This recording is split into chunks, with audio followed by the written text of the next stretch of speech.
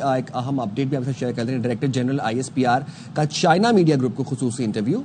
D G I S P R نے بھارت سے کشیدگی، پاک چین تعلقات، خطے کی صورتحال پر موقف پیش کیا۔ D G I S P R نے چائنیز میڈیا گروپ کے ہر سوال کا مفصل اور حقائق پر مبنی جواب دیا۔ انہوں نے کہا کہ پاکستان میں سب سے اہم چیز اس کا عزم اور طاقت ہے۔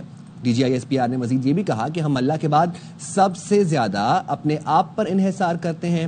انہوں نے کہا کہ ہمارا عزم مضبوط ہوگا، جو ہم نے دکھایا بھی تو پھر بین الاقوامی کمیونٹی بھی کردار ادا کرتی ہے۔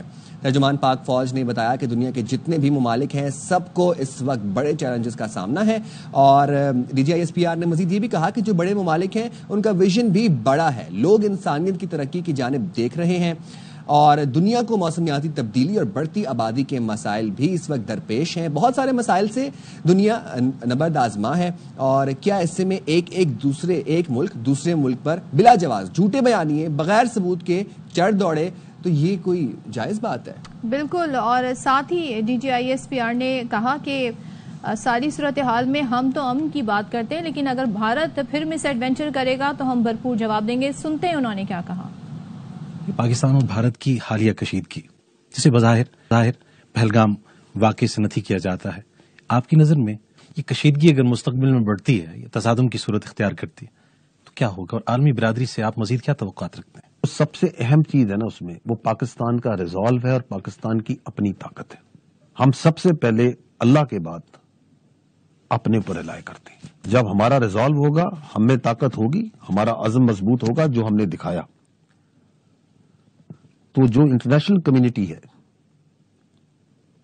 وہ بھی اپنا بھرپور رول ادا کرتی ہے اور کرے گی اور کرتی رہے گی۔ لوگ دنیا میں کدھر جا رہے ہیں؟ لوگ ہیومینٹی کی ترقی کی طرف دیکھ رہے ہیں۔ اس دنیا کو کلائمیٹ چینج کے ایشوز ہیں، اس کو مس انفارمیشن کے ایشوز ہیں، بڑھتی ہوئی آبادی کے ایشوز ہیں۔ There are too many issues that this global community has to confront, is confronting. کیا اس کا حل یہ ہے کہ ایک ملک جو سا ہے دوسروں پہ بلا جواز جھوٹے بیانیے کی بنیاد پر بغیر ثبوت کے چڑھ دوڑے اور اپنی اجارہ داری اپنی نیبرہڈ میں اپنی ہیجمنی استعمال مسلط کرنے کی کوشش کرے؟ تو پاکستان کی قوم تو جو سی ہے، ہم نہ کبھی پہلے جھکے تھے نہ اب آئندہ کبھی جھکیں گے، بیکاز میں پہلے بھی کہتا رہا ہوں، اب بھی کہوں گا کہ ہمارے لیے ہم شہادت کی آرزو ہمیں زندگی سے زیادہ ہے، and it's an honor and privilege of each one of us who is wearing this uniform, whether it's blue, white or khaki, to die for his homeland. That's the biggest honor that we have.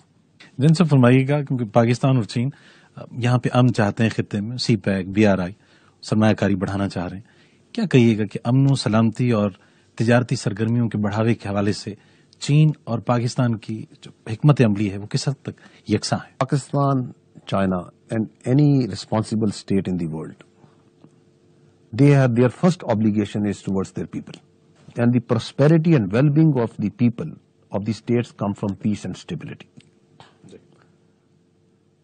اور اس کے لیے کوشاں ہے China بھی اور پاکستان بھی and all the responsible states, اور اس کے لیے we need to fight against this menace.